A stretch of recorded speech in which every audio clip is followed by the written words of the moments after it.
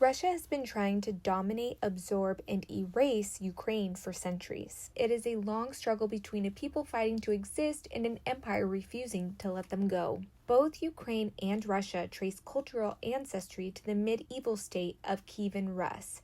Putin constantly exploits this ancestry to push the distorted idea that Ukrainians and Russians are one people, ignoring the centuries of separation and distinct cultural, linguistic, and political identity. After a Cossack treaty in 1654, much of modern Ukraine fell under Russian control. During this era, Russian rulers repeatedly crushed Ukrainian culture, banning the language, shutting down printing presses, and rewriting history to erase Ukrainian identity. Ukraine enjoyed a brief independence after the Russian Revolution, before the Red Army violently forced it into the USSR. Then came one of the darkest chapters in history, the Holodomor, a man-made famine engineered by Stalin. Millions of Ukrainians were starved to death. As grain was seized, villages blockaded, and resistance brutally punished. Soviet policies also included political terror and forced Russification intended to wipe out national identity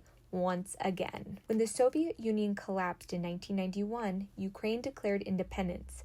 In a historic referendum, every region, including Crimea, voted for a free, independent Ukraine. In 1994, Russia signed the Budapest Memorandum promising to respect Ukraine's borders in exchange for Ukraine giving up the world's third largest nuclear arsenal. The US, the UK, and France backed those promises with security assurances. Since coming to power more than 20 years ago, Vladimir Putin has pursued one goal: restoring a Russian empire. From invading Georgia in 2008 to installing puppet governments, he has tried to reclaim the lands Moscow once controlled. Before Russia's modern invasion, the world got a preview of this in 2013 to 2014 when an elected Ukrainian president turned his back on its people and chose Russia. This sparked the Revolution of Dignity, also known as the Maidan Revolution.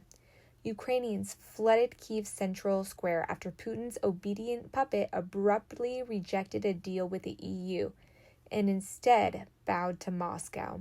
What began as a peaceful protest quickly became a fight for Ukraine's soul.